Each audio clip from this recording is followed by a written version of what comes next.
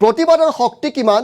বা গণতন্ত্ৰত প্ৰতিবাদৰ শক্তি কিমান তাৰ আজি প্ৰমাণ পোৱা গ'ল আসলতে চুবুৰীয়া বাংলাদেশত ভয়ংকৰ প্ৰতিবাদৰ পিছত সেই বিতৰ্কিত সংৰক্ষণ ব্যৱস্থা বাতিল কৰা হৈছে বাংলাদেশত এই পৰ্যন্ত 130 জনকৈ ছাত্ৰ-ছাত্ৰীৰ মৃত্যু হৈছে আৰু ইয়াৰ পিছতে উচ্চতম ন্যায়ালয়ে বাতিল কৰি দিছে বাংলাদেশৰ সেই বিতৰ্কিত সংৰক্ষণ ব্যৱস্থা আৰু বাংলাদেশত প্ৰমাণ পোৱা গৈছে যে প্ৰতিবাদৰ শক্তি আসলতে কিমান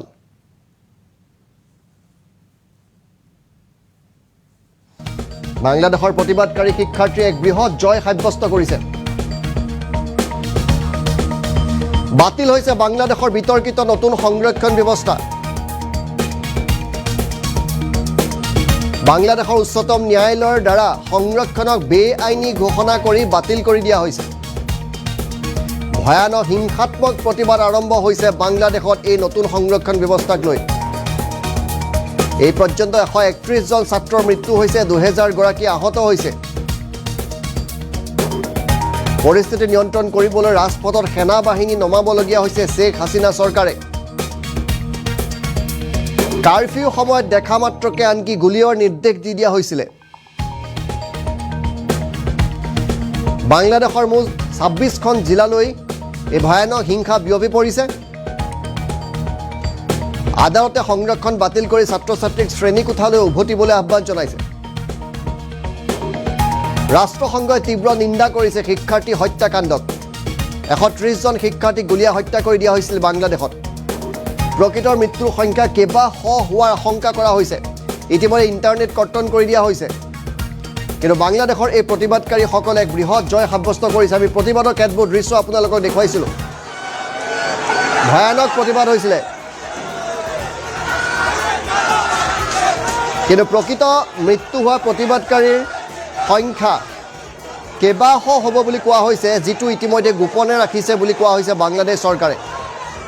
যথেষ্ট সংখ্যক শিক্ষাৰ্থীক প্ৰতিবাদকাৰী শিক্ষাৰ্থীক গুলীয়া হত্যা কৰি দিয়া হৈছে প্ৰতিবাদে ভয়ংকৰ ৰূপ লৈছে প্ৰায় 5টা দিন ধৰি প্ৰতিবাদে ভয়ংকৰ ৰূপ লৈছে বিভিন্ন প্ৰান্তত প্ৰতিবাদ হৈছে পৰিস্থিতি নিয়ন্ত্ৰণ কৰিবলৈ ৰাজপথত সেনা বাহিনী নিয়োগ কৰা হৈছে কাৰফিউ সময়ত দেখা মাত্ৰকে গুলিৰ নিৰ্দেশ দিয়া হৈছে 26খন জিলালৈ এই ভয়ানক প্ৰতিবাদ বিয়পি পৰিছে আমাৰতো আৰু কেতবোৰ দৃশ্য আছে আমি একাধিকভাৱে দৃশ্যবিলাক দেখুৱাম এই প্ৰতিবাদ কিমান ভয়ংকৰ আছিলে আপোনালোকে অনুমান কৰিব পাৰিব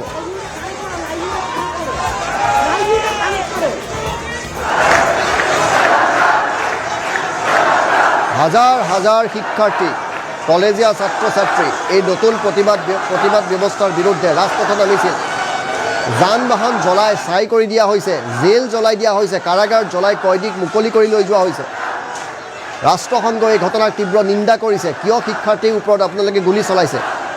ইপিনে শেখ হাসিনা চৰকাৰে সেনা বাহিনীক দেখিলেই গুলিৰ নিৰ্দেশ দিছে কাৰণ কাৰফিউ আৰোপ কৰা হৈছে তৎসত্ত্বেও প্ৰতিবাদ হ্ৰাস হোৱা নাই আৰু এই প্ৰতিবাদ ইমানেই ভয়ংকৰ যে সকলো দৃশ্য আমি আপোনালোকক দেখুৱাব নোৱাৰোঁ কিন্তু ইয়াৰ পিছতেই অৱশেষত বিজয় সাব্যস্ত কৰিছে এইসকল প্ৰতিবাদকাৰীয়ে এই ভয়ংকৰ প্ৰতিবাদৰ পিছতেই ভয়ংকৰ হিংসাৰ পিছতেই বাংলাদেশৰ উচ্চতম ন্যায়ালয়ে সৰ্বোচ্চ ন্যায়ালয়ে শেখ হাসিনা চৰকাৰে যিখন নতুন সংৰক্ষণ ব্যৱস্থা আনিছিল সেই সংৰক্ষণ ব্যৱস্থা বাতিল কৰি দিছে বেআইনী ঘোষণা কৰিছে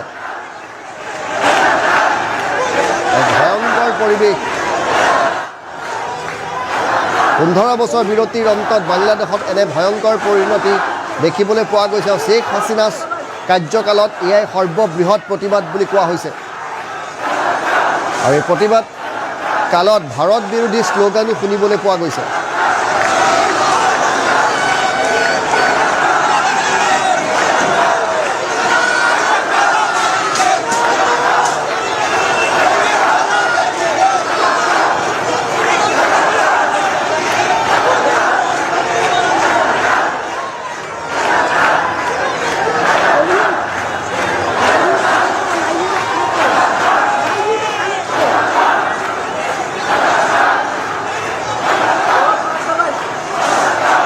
কিন্তু এই মুহূৰ্তত প্ৰতিবাদৰ শক্তি কিমান সেয়া প্ৰমাণ পোৱা গৈছে প্ৰতিবাদকাৰীসকলৰ জয় হৈছে এই মুহূৰ্তত ইয়াৰ পূৰ্বে আমি প্ৰতিবাদৰ শক্তি দেখিছিলোঁ ভাৰততো 3খনকৈ কৃষি আইন পুনৰ উঠাই ল'বলৈ বাধ্য হৈছিল মোদী চৰকাৰ ভয়াৱহ প্ৰতিবাদৰ পিছতেই আৰু বাংলাদেশতো অনুৰূপ ব্যৱস্থা দেখিবলৈ পোৱা গৈছে অৱশ্যে 130 জনকৈ ছাত্ৰই গুলি খাবলগীয়া হৈছে মৃত্যুবৰণ কৰিব লগা হৈছে কিন্তু অসমৰ্থিত সূত্ৰ অনুসৰি কেইবাশ ছাত্ৰ ছাত্ৰীৰ মৃত্যু হৈছে প্ৰতিবাদৰ ফলত যি সংখ্যা গোপনে ৰাখিছে বাংলাদেশ চৰকাৰে ফলত এতিয়া উচ্চতম ন্যায়ালয়ে হস্তক্ষেপ কৰিছে আৰু উচ্চতম ন্যায়ালয়ে এই আইনত এই সংৰক্ষণ ব্যৱস্থাক বাতিল কৰি ছাত্ৰ ছাত্ৰীসকলক পুনৰ শ্ৰেণীকোঠালৈ উভতি যাবলৈ আহ্বান জনাইছে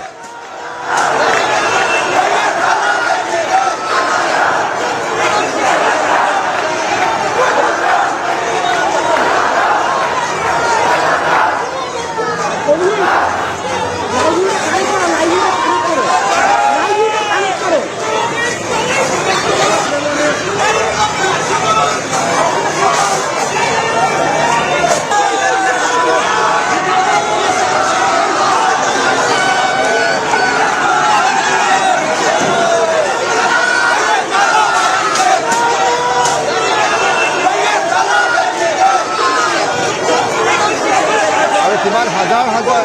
প্ৰতিবাদকাৰী ওলাই আহিছে এয়া চাওক আপোনালোকে কিমান হাজাৰ হাজাৰ প্ৰতিবাদকাৰী ওলাই আহিছে তাৰ দৃশ্য চাওক হাতে হাত ধৰি তেওঁলোক ওলাই আহিছে ইয়াৰ পিছতে এই প্ৰতিবাদে হিংসাত্মক ৰূপ লয় দোকান পোহাৰ সকলো জ্বলাই দিয়া হৈছে আৰক্ষী বাহন জ্বলাই দিয়া হৈছে সেনাবাহিনীৰ বাহন জ্বলাই দিয়া হৈছে এটা কাৰাগাৰত জ্বলাই দিয়া হৈছে কাৰাগাৰত অগ্নি সংযোগ কৰি বহু কয়দীক মোকলাই লৈ যোৱা হৈছে মুঠতে পৰিস্থিতি ভয়ানক 26খন জিলালৈ বিয়পি পৰিছে বাংলাদেশত এতিয়া এই প্ৰতিবাদে এই প্ৰতিবাদ নিয়ন্ত্ৰণৰ বাহিৰলৈ গৈছে সেনাবাহিনী নিয়োগ কৰা হৈছে বাংলাদেশৰ আলিয়ে গলিয়ে এতিয়া সেনাবাহিনীয়ে ফ্লেগ মাৰ্চ কৰিছে দেখা মাত্ৰকে কাৰফিউৰ সময়ত গুলীয়াৰ নিৰ্দেশ দিয়া হৈছে ইয়াৰ পিছতে পৰিস্থিতি নিয়ন্ত্ৰণ কৰিবলৈ উচ্চতম ন্যায়ালয়ে হস্তক্ষেপ কৰিব লগা হৈছে আৰু সেই সংৰক্ষণ ব্যৱস্থা যি নতুন সংৰক্ষণ ব্যৱস্থা প্ৰৱৰ্তন কৰিছিল সেয়া বাতিল কৰি পুৰণি সংৰক্ষণ ব্যৱস্থা বাহাল ৰখাৰ কথা ঘোষণা কৰিছে আৰু উচ্চতম ন্যায়ালয়ৰ ফালৰ পৰা আহ্বান জনোৱা হৈছে শিক্ষাৰ্থীসকলক যে আপোনালোকে এতিয়া শ্ৰেণীকোঠালৈ পুনৰ উভতি যাওক আৰু প্ৰতিবাদ আপোনালোকে বন্ধ কৰক কিন্তু কেনে পৰিৱেশৰ সৃষ্টি হৈছে বাংলাদেশত সেয়া আমি আপোনালোকক দেখুৱাইছোঁ আৰু প্ৰতিবাদৰ শক্তি কিমান সেয়া পুনৰ এবাৰ প্ৰমাণিত হৈছে